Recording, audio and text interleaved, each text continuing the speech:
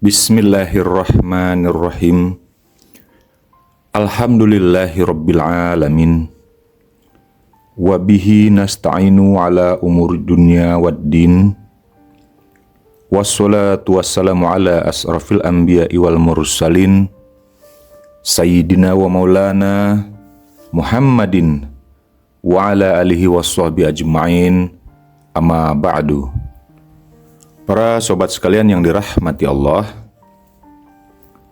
dalam kajian ini kita akan membahas begitu pentingnya sanad silsilah keilmuan di dalam kita mempelajari agama Islam ini.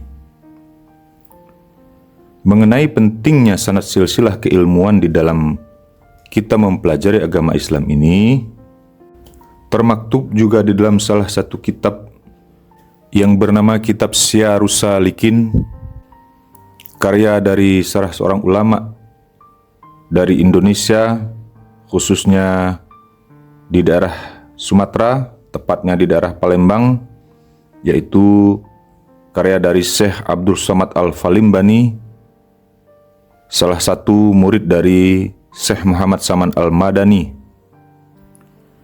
Syekh Abdul Somad Al-Falimbani ini adalah murid dari Wali Kutub Syekh Muhammad Saman Al-Madani. Di dalam kitab Syiarus Salikin tersebut, Syekh Abdul Somad Al-Falimbani menyebutkan bahwa setiap orang yang ingin mengenal Allah itu harus tersambung sanadnya kepada dua golongan. Yang pertama adalah harus tersambung kepada golongan keluarganya Rasulullah SAW. Yang kedua, sanadnya itu harus tersambung golongan yang kedua, yaitu golongan sahabatnya Rasulullah SAW. Inilah mengapa di dalam dunia tarekat, hakikat dan ma'rifat, para mursyid-mursyid itu seluruhnya memiliki sanad silsilah keilmuan atau mata rantai keilmuan yang tercatat dari masa ke masa dan diteruskan sampai kepada pewaris berikutnya sesuai yang dikehendaki oleh Allah dan Rasul-Nya. Jadi pentingnya sanad silsilah keilmuan ini agar kita di dalam belajar agama Islam ini mengerti jalur yang benar di dalam mendapatkan keilmuannya itu.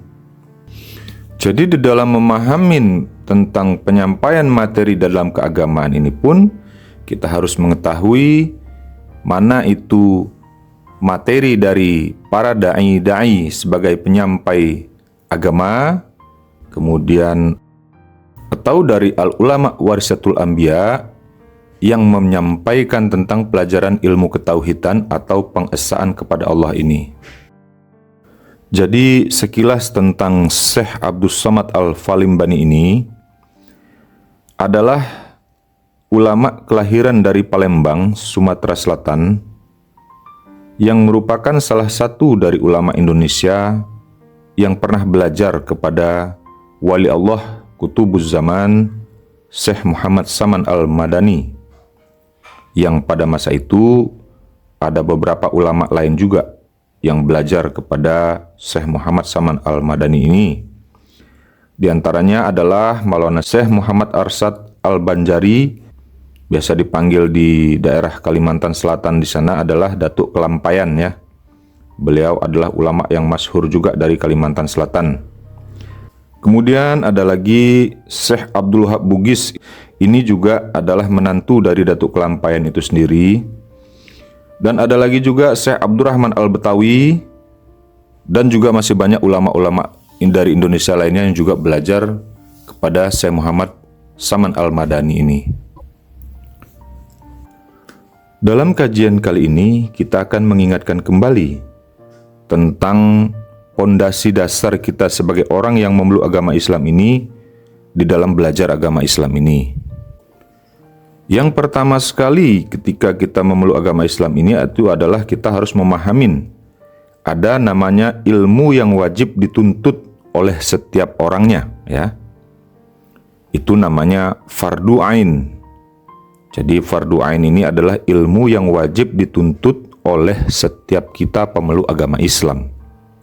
Kemudian yang kedua itu adalah namanya ilmu yang boleh diwakilkan di dalam belajarnya. Disebut juga sebagai fardu kifayah.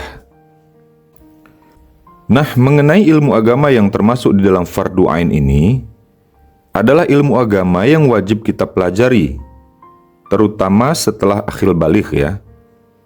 Jadi, jika kita tidak mempelajarinya, maka kita sudah terkena dosa.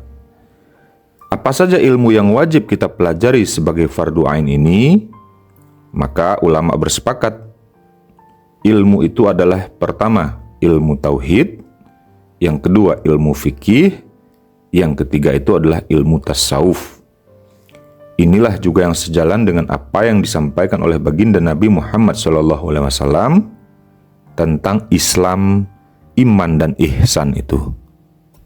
Dan inilah juga yang menjadi ciri khas, ciri-ciri dari golongan Ahlus Sunnah wal Jamaah yang harus memiliki ilmu tauhid yang berlandaskan kepada sifat 20, kemudian ilmu fikihnya harus memeluk salah satu mazhab dari yang 4, yang ketiga belajar di dalam ilmu tasawuf atau mengikuti salah satu tarekat yang mu'tabarah.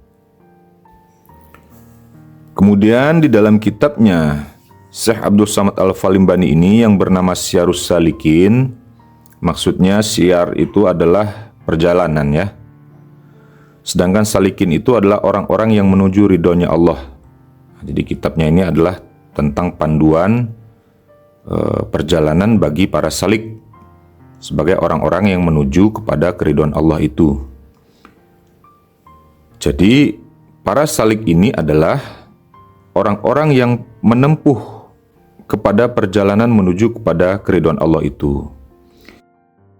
Dan di dalam perjalanan ini tentu ibadahnya para salik di dalam menuju Allah Tuhan semesta alam ini adalah bukan lagi ibadah yang mengharapkan pahala, tapi yang dituju itu adalah semata-mata Allah Subhanahu wa Ta'ala sebagai Tuhan semesta alam. Itulah yang biasa disampaikan sebelum mereka berzikir, ilahi anta maksudi wa ridhoka matlubi. Jadi di dalam mereka belajar 1 hari, 2 hari, sebulan, 2 bulan, tingkat demi tingkat yang dilalui dalam belajar itu adalah semata-mata lillahi ta'ala untuk mengharap keridhaan Allah Subhanahu wa Ta'ala. Jika sudah sampai nanti, maka amalkanlah itu ilmu sampai kita mati. Karena Allah sebagai Tuhan, mulai dari sebelum adanya dunia ini dan seisinya, sebelum adanya Nabi Adam, Allah di alam ruh, dan Allah nanti di alam akhirat, adalah Tuhan yang sama sebagai Tuhan Allah yang kita kenal di dunia ini. Itulah Zatul Bukhti yang bernama Allah itu, Tuhan seru sekalian alam. Jadi jika kita mau faham tentang ilmu ini, maka ikutilah jalannya ulama-ulama soleh itu.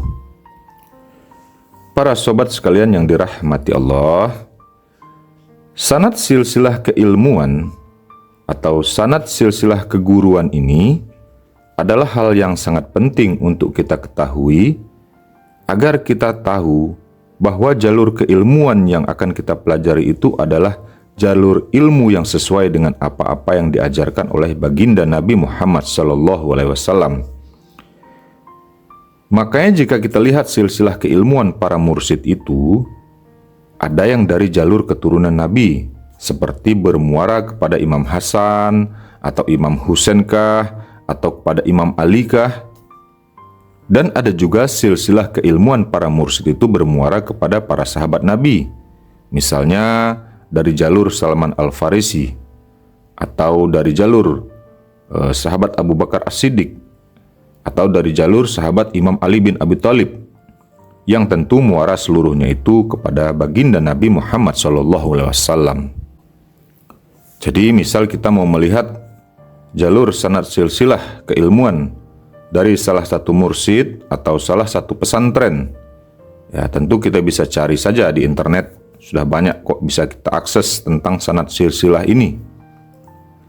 Jadi kita bisa tahu apakah guru mursyid yang mengajar di pesantren ini atau seorang guru mursyid yang membimbing salah satu majelis memiliki sanad silsilah keilmuan sampai kepada Rasulullah atau tidak. Nah, ini kita bisa cek juga. Tapi ada juga yang tidak menampilkan di dalam internet ya.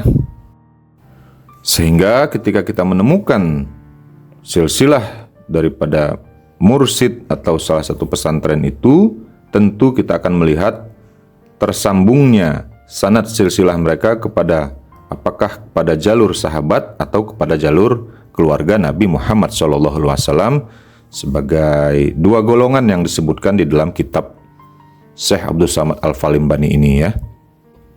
Karena itulah merupakan salah satu daripada ciri al-ulama warisatul anbiya itu sebagai jalur kewarisan mereka. Oleh karenanya agama Islam ini wajib kita pelajari secara kafah tentang Islam, iman, dan ihsannya itu, atau syariat dan tarikatnya. Maka di dalam kitab Syarhus Salikin ini juga mengandung ajaran tauhid, fikih, dan tasawuf. Lengkap di dalam kitab yang dibuat oleh Syekh Abdus Samad Al-Falimbani ini, atau dalam kitab Syarhus Salikin ini telah lengkap pula tentang ajaran tauhid, fikih, dan tasawufnya. Karena itu, kitab ini merupakan salah satu rujukan kita di dalam mempelajari agama Islam ini secara sempurna. Dan para mursyid-mursyid pun juga mengambil rujukan dari kitab ini ya. Nah, para sobat sekalian yang dirahmati Allah, di dalam kitab ini juga disebutkan tentang keutamaan ya. Fadilah keutamaan orang yang mempelajari ilmu fardu ain ini. Nah, ini salah satu kupasan di dalam pelajaran tentang kemuliaan ilmu di dalam kitab ini. Disebutkan bahwa keutamaan orang yang menuntut tentang pelajaran ilmu tauhid, fikih, dan tasawuf ini mengutip dari firman Allah di dalam surat Al-Mujadilah ayat 11 bahwa Allah akan mengangkat derajat orang-orang yang beriman di antaramu dan orang-orang yang diberi ilmu beberapa derajat. Dan Allah maha teliti apa yang kamu kerjakan. Nah, jadi di dalam kitab ini dijelaskan bahwa Allah mengangkat derajat orang-orang yang beriman dan orang-orang yang berilmu beberapa derajat ya. Tentu yang dimaksud dengan orang yang beriman ini adalah orang-orang yang telah mempelajari ilmu tauhid pertama ya. Jadi di dalam kitab ini juga dijelaskan bahwa yang dimaksud dengan orang beriman itu adalah orang-orang yang telah mendapatkan ilmu tauhid. Inilah yang selalu kita sampaikan sebagai pembeda antara orang yang masih di dalam aslama dan orang yang beriman.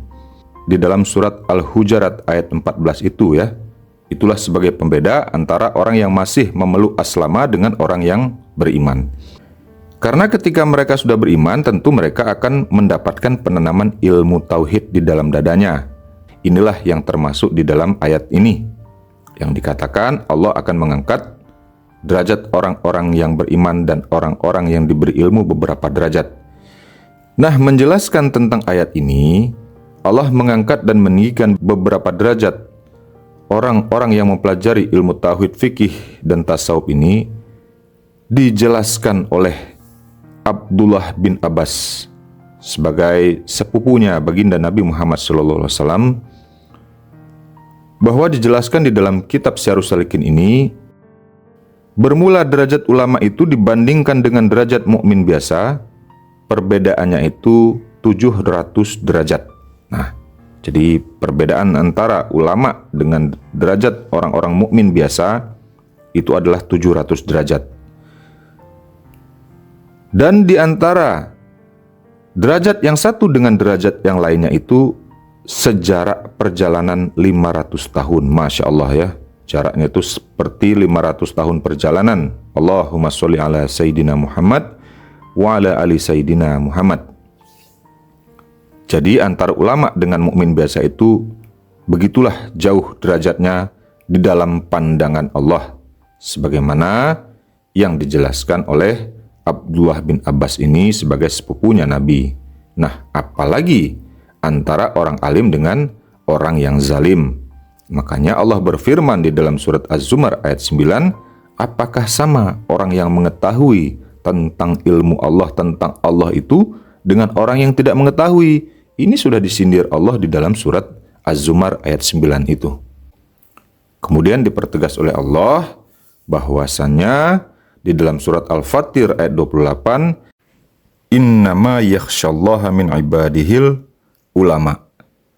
Jadi yakhsyallaha di sini adalah takut disebabkan karena ilmu yang telah dimiliki oleh ulama itu. Inilah sebagai takutnya ulama-ulama yang telah bertakwa kepada Allah itu. Ini maksudnya. Jadi kembali kepada pembahasan kita mengenai pentingnya sanad keilmuan itu, maka berkata Imam Muslim, sanad adalah urusan agama. Kalau urusan isnad tidak diperhatikan, maka setiap orang bisa berbicara apa saja sekehendak hatinya. Dulu, di masa dekade awal, terutama di masa sahabatnya, sanad dianggap tidak penting. Tetapi ketika fitnah tentang agama ini merebak, atau bertebaran fitnah-fitnah di dalam agama Islam ini, bahkan sampai terjadi pembunuhan kepada para sahabat Nabi, termasuk keluarga Nabi sendiri, mulai dari sahabat Nabi Utsman bin Affan, sahabat Nabi Ali bin Abi Thalib, dan tidak luput juga terjadi kepada cucu baginda Nabi Muhammad SAW, Imam Hasan, dan termasuk Imam Husain di Karbala. Maka sanad menjadi penting untuk memvalidasi informasi keagamaan. Sebagaimana yang dikatakan Imam Nawawi bahwa dulu mereka, para ulama di masa sahabat, tidaklah bertanya tentang sanad. Namun ketika terjadi fitnah, maka mereka berkata, sebutkanlah nama para perawi hadis kalian, untuk dilihat apakah berasal dari ahlu sunnah atau tidak, untuk diterima atau tidak hadisnya. Jadi begitulah dulu di dalam menyeleksi tentang hadis-hadis ya. Kemudian sanad menjadi tradisi dan ciri khas dari golongan Ahlus Sunnah wal Jamaah ya, tentu ya, karena ini menjadi sebuah keharusan ya. Dan ini pun menjadi konsen dari Hadratus Syekh Kiai Haji Hasyim Asy'ari ya, sebagai pendiri Nahdlatul Ulama. Dalam kitabnya Risalah Ahlus Sunnah wal Jamaah pun beliau menulis, hendaknya berhati-hati di dalam mengambil suatu ilmu atau informasi ya. Oleh karenanya menjadi penting tentang sanad keilmuan ini untuk mempertahankan otentisitas dan orisinilitas ilmu itu. Apalagi menyangkut tentang ilmu agama Islam ini. Sebagai ciri khas dari golongan Ahlus Sunnah wal Jamaah, tentu sanad silsilah ini sesuatu hal yang wajib, karena ini tidak bisa dimanipulasi. Jadi akan sangat jelas perbedaan dakwah antara ulama-ulama yang bersanad dan ulama-ulama yang tidak bersanad. Kemudian antara da'i-da'i yang bersanad dan da'i-da'i yang tidak bersanad. Ini bisa dilihat dari materi dan isi-isi daripada penyampaiannya di dalam ceramah-ceramahnya. Sehingga Abdullah ibni Mubarak berkata, yang membedakan antara Ahlus Sunnah wal Jamaah dengan yang lainnya itu adalah dari sanadnya. Nah, ini disampaikan oleh Abdullah ibnu Mubarak ya. Bahkan di salah satu pesantren di tanah air kita, misalnya di pesantren milik Tuan Guru Syekh Abdul Wahab Rokan, yaitu pesantren Babu Salam Langkat, atau yang biasa disebut dengan pesantren Besilam di Langkat, Sumatera Utara. Sanad silsilah keilmuan ini diabadikan dalam sebuah munajat yang diberi nama Munajat Tuan Guru Syekh Abdul Wahab Rokan, yang biasa dilantunkan di lingkungan Besilam maupun di tempat murid-murid dari Besilam ini, dan juga di dalam waktu-waktu tertentu di dalam suluk atau khalwat, munajat ini juga sering dilantunkan. Jadi sebenarnya kita harus berhati-hati di dalam mempelajari ilmu agama ini, terlebih kepada orang-orang yang memang tidak memiliki sanad silsilah keilmuan, namun mengajar di dalam pelajaran agama ini. Karena terkadang kita menemui ada orang yang mengatakan tidak perlu sanad silsilah belajar dalam keilmuan, cukup Al-Quran dan hadis, ya. Cukup kembali kepada Al-Quran dan hadis, sementara dia tidak memiliki sanad silsilah keilmuan untuk mempelajari Al-Quran dan hadis itu sendiri. Bahkan ketika kita tanya mazhabnya apa, dia pun tidak tahu mazhab yang mana. Nah, ini orang-orang yang perlu kita waspadai. Karena tidak jarang kita lihat ada yang mengaku langsung mendapat petunjuk dari Allah Subhanahu wa Ta'ala, ya, tanpa sanad silsilah keilmuannya. Bahkan banyak telah kita temui ada orang-orang yang mengaku nabi, ya. Nah, ini harus kita waspadai di dalam kita belajar agama Islam ini. Para sobat sekalian yang dirahmati Allah dimanapun berada, sekarang mari kita lihat sanad silsilah yang turun dari baginda Nabi Muhammad SAW ini, yang diterima dari Allah melalui Jibril, kemudian melalui jalur-jalur pewarisan yang sampai kepada kita ini. Jadi apa-apa yang disampaikan oleh para ulama, para masyaikh, dan termasuk juga ditulis di dalam kitabnya Syekh Abdul Somad Al-Falimbani ini, tidak terlepas daripada apa yang juga telah difirmankan Allah di dalam surat Fatir 31 dan 32 yang selalu kita sampaikan, bahwasanya Allah telah berfirman, Bismillahirrahmanirrahim, wallazi awhayna ilaika minal kitabi wal haqqu musaddiqan lima baina yadayhi innallaha bi ibadihi lakhabirum basir summa awrasnal kitaba allazina istafaina min ibadina. Nah, ini tidak terlepas dari semua ini. Jadi Allah telah mengisyaratkan dalam Al-Quran bahwa Al-Quran telah diwariskan kepada hamba-hamba yang telah dipilih. Nah, sekarang kita lihat jalur pewarisan daripada keilmuan baginda Nabi Muhammad SAW ini seperti apa yang telah dijabarkan oleh Syekh Abdul Somad Al-Falimbani di dalam kitab Syiarus Salikin melalui dua jalur. Apakah melalui jalur keluarga baginda Nabi Muhammad SAW atau melalui para jalur sahabat? Nah, sekarang kita lihat, ya. Dikarenakan kami ini dari jalur Thariqah Naqsabandiyah Kholidiyah melalui dari jalur Syekh Haji Jalaluddin yang bersambung kepada guru mursyidnya di Abi Jabal Qubais Syekh Ali Ridho, dan bersambung terus kepada Syekh Sulaiman Zuhdi, bersambung kepada Syekh Sulaiman Kurimi, maka yang kami tampilkan di sini adalah silsilah Thariqah Naqsabandiyah Kholidiyahnya. Pembahasan tentang pentingnya kita mengetahui silsilah keilmuan yang kita terima ini tidak terlepas dari apa yang telah disabdakan Nabi, bahwasanya khairun nasi qarni summa lazina yalunahum summa lazina yalunahum.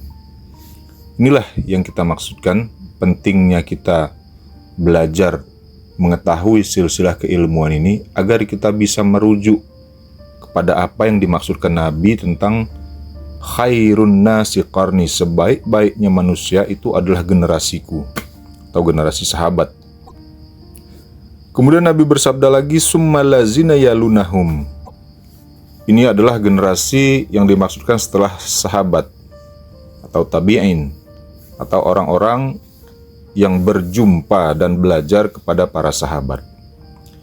Kemudian summa lazina yalunahum yang kedua ini adalah generasi tabi'ut tabi'in atau pengikut para tabi'in atau orang-orang yang pernah belajar kepada para tabi'in ini. Generasi yang digambarkan oleh Nabi Muhammad SAW ini adalah generasi para sahabat, para tabi'in dan para tabi'ut. Inilah yang dikatakan, yang dikenal 300 tahun masa setelah masa kenabian. Masa 300 tahun setelah masa kenabian inilah dikatakan masa kaum salafus soleh. Sedangkan generasi berikutnya itu dikatakan kaum khalaf atau penerus atau pengikut.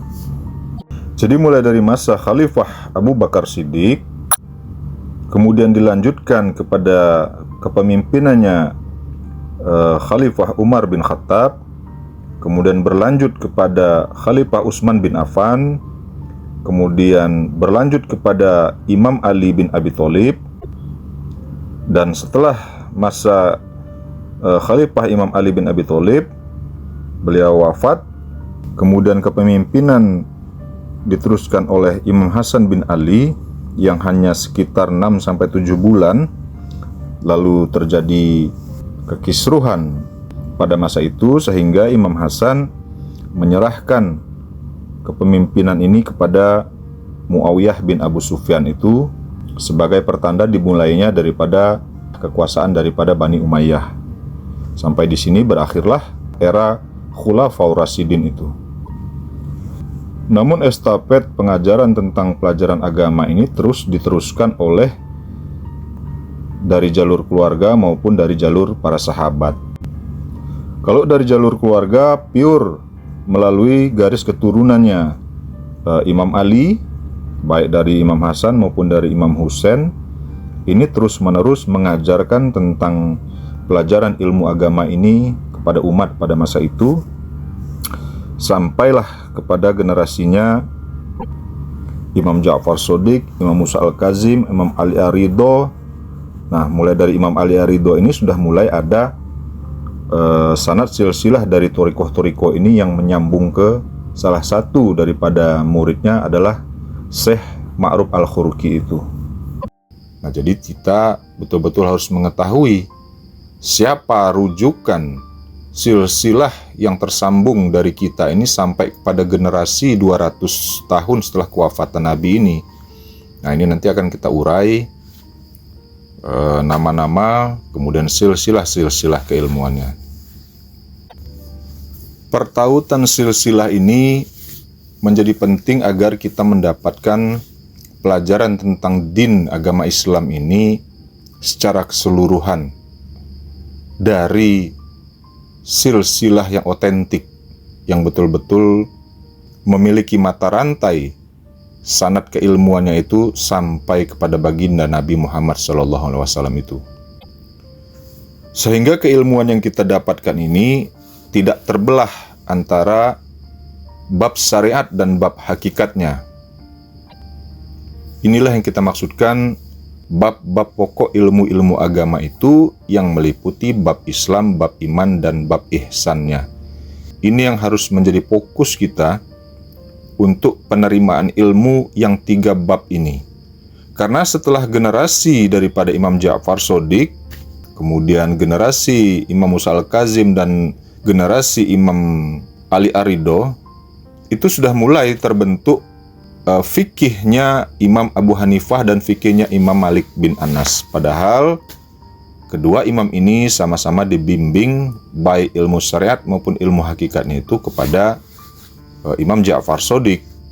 Namun Imam Abu Hanifah dan Imam Malik ini menghabiskan waktu mereka, usia mereka fokus kepada menuliskan tentang bab-bab ilmu syariat atau bab-bab ilmu fikih. Pada bab-bab ilmu ketauhidan banyak dituliskan oleh ulama-ulama yang lain. Seperti pada masa setelah Imam Ali Ar-Ridho, beliau punya murid namanya Syekh Ma'ruf Al-Khurqi. Nah, ini termasuk Imam Ahmad bin Hambal pun masih sempat sezaman bertemu dengan Syekh Ma'ruf Al-Khurqi ini. Dan di dalam kitabnya yang ditulis oleh anaknya Imam Ahmad bin Hambal ini pun menulis bagaimana tingkat keilmuan yang dimiliki oleh Syekh Ma'ruf Al-Khurqi ini yang menjadi nanti sanad silsilah daripada ketorikohan Naqsabandiyah Kholidiyah ini. Begitu juga pada torikoh-torikoh yang lain, misalnya torikoh Qadiriyah Naqsabandiyah, kemudian torikoh Samaniyah, yang mana Syekh Muhammad Saman dan Syekh Abdul Qadir Ar-Jalani ini juga sanad silsilahnya akan bersambung kepada Syekh Ma'ruf Al-Khurqi ini. Dari diagram silsilah ini dapat kita lihat bahwa Syekh Ma'ruf Al-Khurqi ini benar-benar tersambung kepada dua jalur, baik itu dari jalur keluarga baginda Nabi Muhammad SAW maupun dari jalur sahabat. Jika kita lihat dari jalur keluarga baginda Nabi Muhammad SAW, memang Syekh Ma'ruf Al-Khurqi ini awal keislamannya itu adalah dibimbing oleh Imam Ali Ar-Ridho. Namun berikutnya itu beliau juga belajar kepada Syekh Daud At-Ta'i yang sanad silsilahnya nanti bersambung kepada Imam Hasan Al-Basri. Kemudian kalau kita lihat dari jalur Imam Ali Ar-Ridho, kemudian Imam Musa Al-Kazim dan sampai kepada Imam Ja'far Shadiq, ini Imam Ja'far Shadiq juga memiliki dua jalur, baik itu dari jalur keluarganya lurus kepada ayahnya Imam Ali bin Abi Thalib maupun dari jalur ibunya yaitu Ummu Farwah, yang Ummu Farwah ini adalah cicit daripada Khalifah Abu Bakar Siddiq. Jadi Imam Ja'far Shadiq ini pun juga menimba pelajaran kepada kakeknya dari pihak ibu, yaitu Al-Qasim bin Muhammad bin Abu Bakar As-Siddiq. Jadi Imam Ja'far Shadiq ini juga mewarisi dua jalur. Para sobat sekalian yang dirahmati Allah, sekarang setelah kita melihat diagram silsilah yang sampai kepada Syekh Ma'ruf Al-Khurqi ini yang melalui dua jalur, maka sekarang kita akan melihat bagaimana mulai dari Syekh Ma'ruf Al-Khurqi ini sampai kepada kita. Nah, namun sebelumnya di dalam silsilah Thariqah Naqsabandiyah Khalidiyah yang sudah banyak kita ketahui, setelah Imam Ja'far Shadiq ini langsung dihubungkan kepada Syekh Abu Yazid Al-Bustami. Sementara dari tahun lahir dan kewafatannya, Syekh Abu Yazid Al-Bustami ini tidak sezaman dengan Imam Ja'far Shadiq. Namun di dalam buku Miftahul Ma'iyah yang dibuat oleh Syekh Abdul Ghani yang mensyarah dari kitabnya Syekh Tajuddin An-Naqsyabandi dari kitab Ar-Risalah At-Thariqah Naqsyabandiyah, di dalamnya diuraikan tentang kelengkapan daripada nama-nama yang tidak tercantum itu. Nah, jadi di sini akan kita lihat garis pertemuan yang secara fisiknya berdasarkan yang diurai di dalam buku tersebut. Dan di dalam buku itu pula disebutkan bahwa Syekh Abu Yazid Al-Bustami ini dibimbing oleh Imam Ja'far Shadiq ini adalah secara barzaki atau secara ruhani. Sekarang mari kita lihat silsilah lanjutan dari Syekh Ma'ruf Al-Khurqi ini yang sampai kepada penerus-penerusnya sampai saat ini. Dari diagram gambar ini kita lihat Syekh Ma'ruf Al-Khurqi melahirkan murid dua cabang dari sini.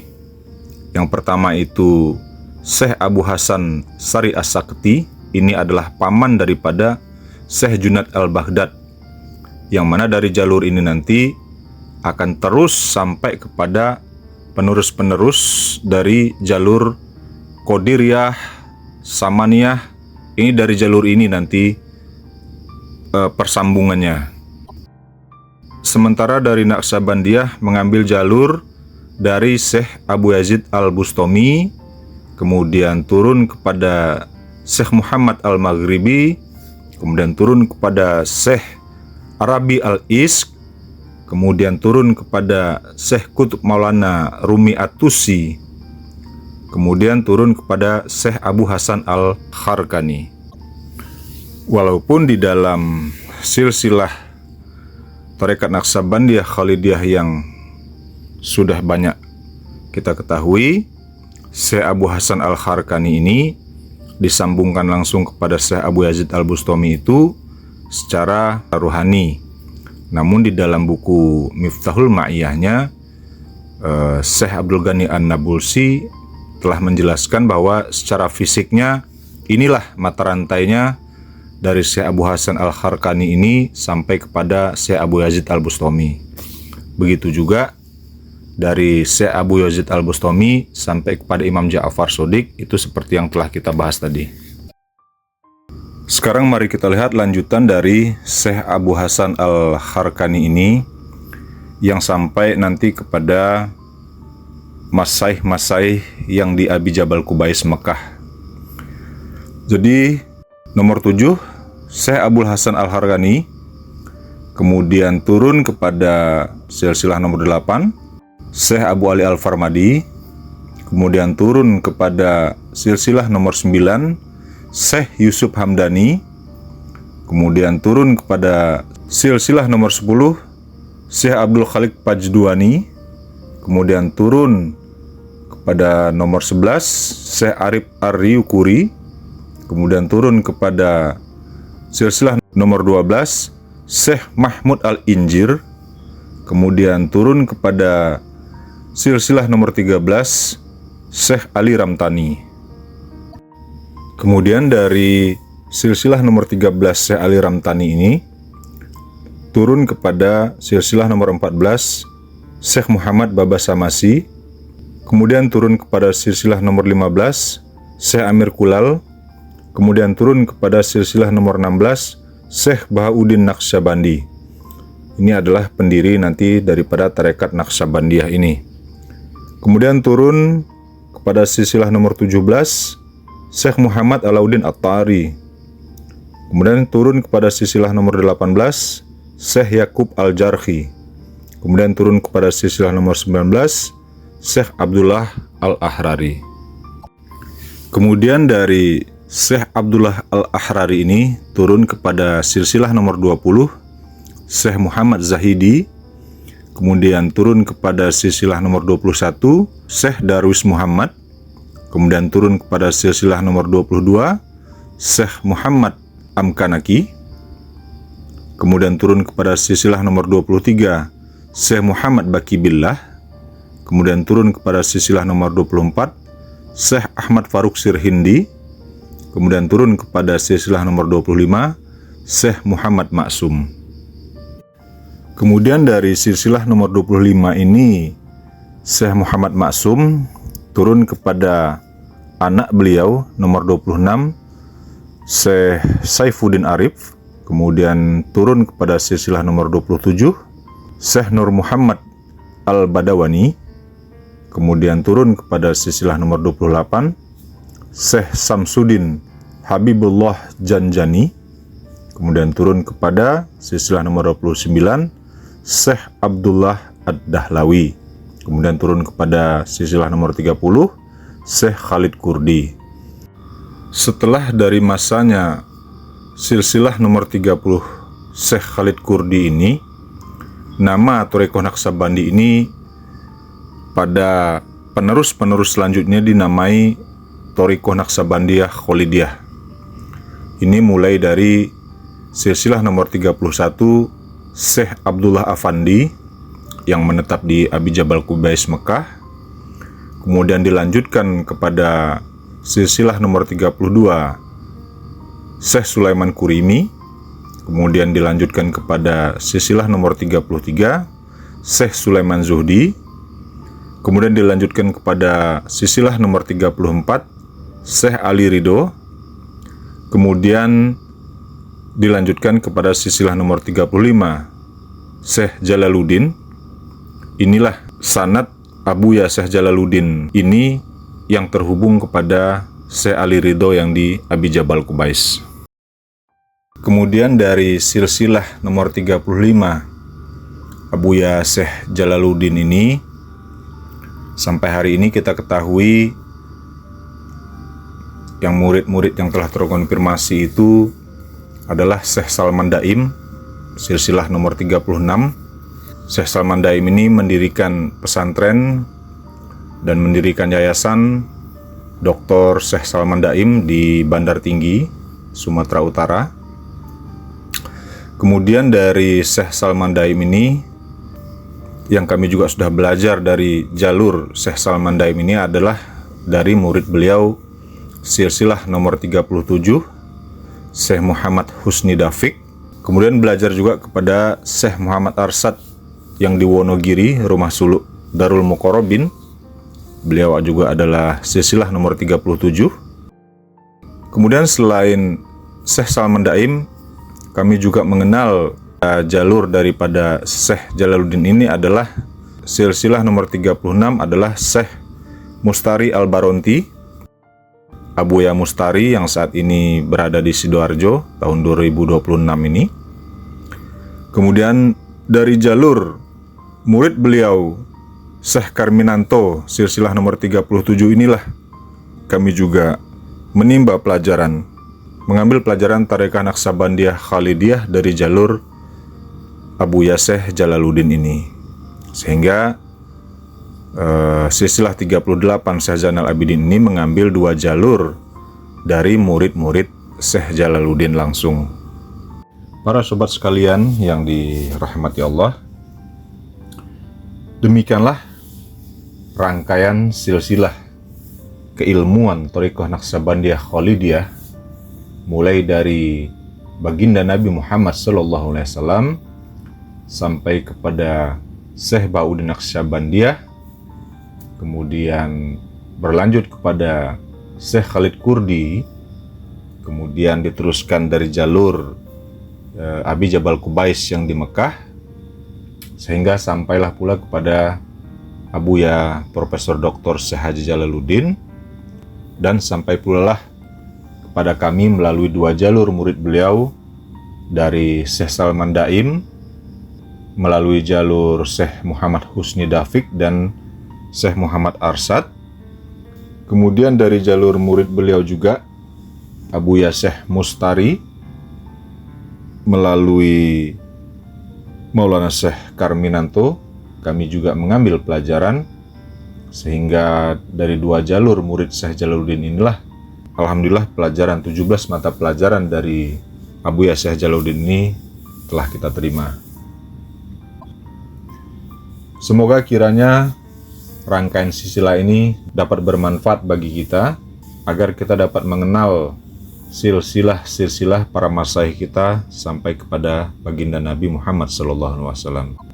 Sampai di sini dulu untuk kajian kita kali ini. Semoga kiranya kajian ini bermanfaat dan menambah gairah kita di dalam menempuh pelajaran Tarekat Naksabandiyah Khalidiyah ini. Kami akhiri, wabillahi taufiq wal hidayah. Wassalamualaikum warahmatullahi wabarakatuh.